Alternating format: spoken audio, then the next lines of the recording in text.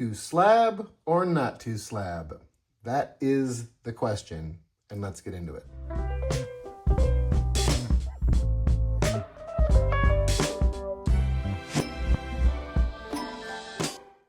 Do I like slabs? Yes and no. I like them for some things and not for others. For my early copper coins, generally speaking, no. Am I alone in that opinion? Also no. The most early American copper collectors prefer their coins to be raw. That is a yes. Do most of them store them in capsules like I do? No. Do most of them store them in cotton liners and envelopes? Yes. That is the preferred EAC method for storage of copper coins. Why? Because they need to be conserved and tended to and oiled and have corrosion addressed if it were to occur. And none of that can be done inside of a slab. So, when do I like slabs? Well, let's start with copper. When do I like slabs for copper? In my lowball set, in my Pour 1 slabbed lowball set. Straight grade Pour 1 copper coins in a slab. Yeah, that's cool.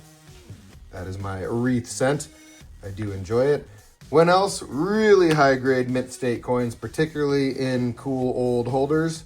This is a lustrous 1851.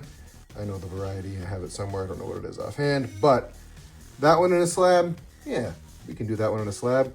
If I were to see any corrosion growing on it, would I bust it out in a heartbeat? And I have many, many times. I have broken all of my copper coins out of slabs with the exception of this one and my low balls. That is it. When do I like slabs generally? On high grade type coins. So I do have a basic type set. You know, this is my type 1 standing Liberty quarter with a little bit of toning in an AU58 holder. I love this coin, love the holder. I would never consider busting it out unless it needed something, but generally silver does not need conservation like copper does. Or this very cool 1893 Barber quarter, also with some cool toning in an AU55. Yeah, reverse has even better toning. Do I like having that one in a slab? Absolutely, that one should be in a slab. My red-brown MS63 Indian head scent. I don't mind that one being in a slab at all. Also, take care of your slab. See how that one's got some scuffs on it? Handle your slab like you would a coin. Don't be touching the surfaces of it. And when you're letting someone else look at it, remind them. Be like, hey, just hold this by the edges so you're not screwing up my viewing lens, making it harder to see the coin. That's a great one to have in a slab. A war nickel that's an MS66. It is a beauty. I don't mind that in a slab at all. Buffalo nickels are some of my favorites. MS66 with a little bit of sort of uniform toning to it. That's a neat coin. Love having it in a slab. And the Walking Liberty half, one of my favorite type coins. This one's an MS62. I like having it in a slab. I like slabs for really every type of American coin except for large cents. Large cents really do need to be kept raw so that you can maintain and conserve them, particularly when they're in lower grades. If you have something that's going to be in a details holder anyway, there's no reason to have it in a holder. We don't really recognize third-party grades in early copper. You know, a Pour 1's a Pour 1, generally speaking. And an MS62, this one might EAC grade something close to that, actually.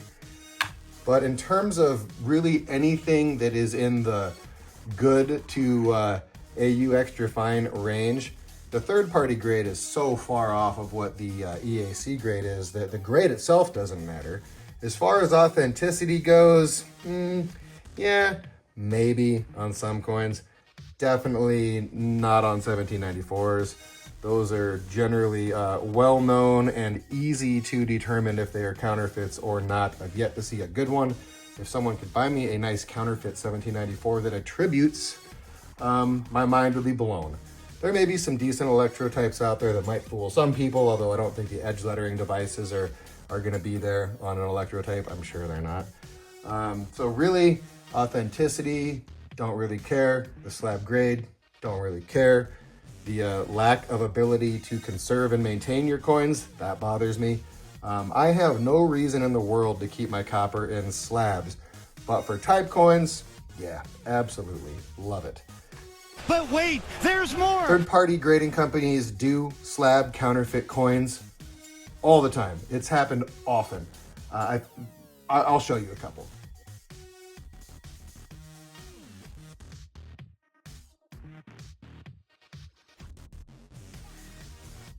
So speaking of counterfeits, I decided to hit up Jack Young and have him send me some pictures of counterfeit coins that were slabbed by third-party graders. Jack Young is the expert on all things counterfeits. If you say counterfeit 3 times, he'll pop up like Beetlejuice. It's crazy.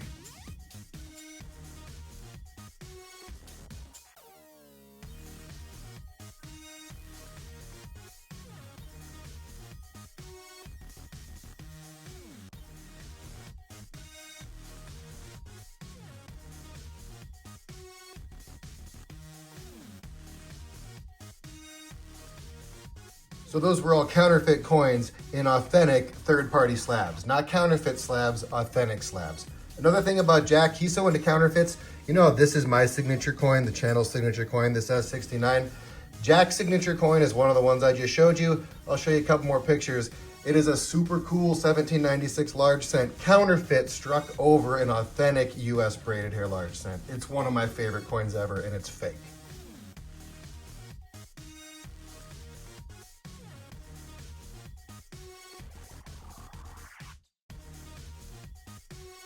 Better give one more shout out here. The artist who drew Jack Young's counterfeit 1796 is numismatic artist Bob Julian. He's fantastic. Check out his work.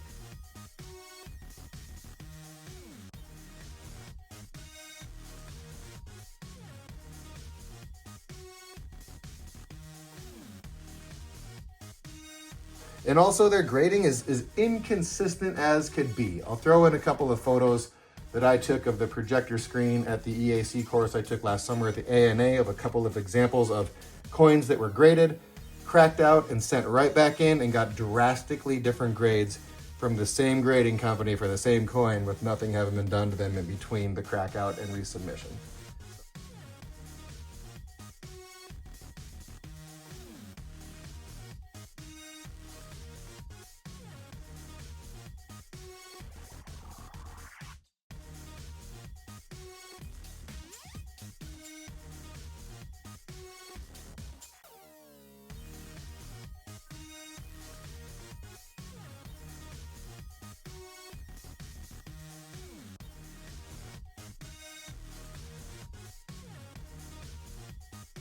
So I don't think all that much of third-party grading services when it comes to copper coins.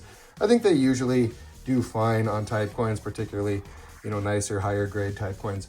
And it's a good way to safely store a coin.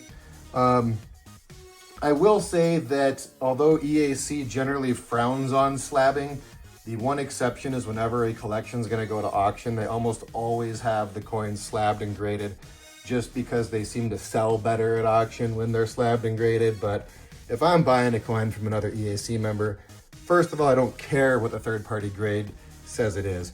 Most of the early date large cents are graded by a panel of EAC members, and particularly 1794s, we are often, as a collective, the Boys of 94, so to speak, there's a little subgroup of EAC called the Boys of 94, we do have panel grading on coins from time to time when there's a new one that's going in the registry. So I don't care about the third-party grade. Most of the coins I'm looking at have already had an EAC grade assigned to it, either through a previous auction or through consensus by a panel judging. So truly don't care about that at all. Copper should be raw with those exceptions. Type coins, yep, I'm with you. Okay, so let's fight in the comments, and yeah, let's fight in the comments, and then I'll catch you on the next one. Peace.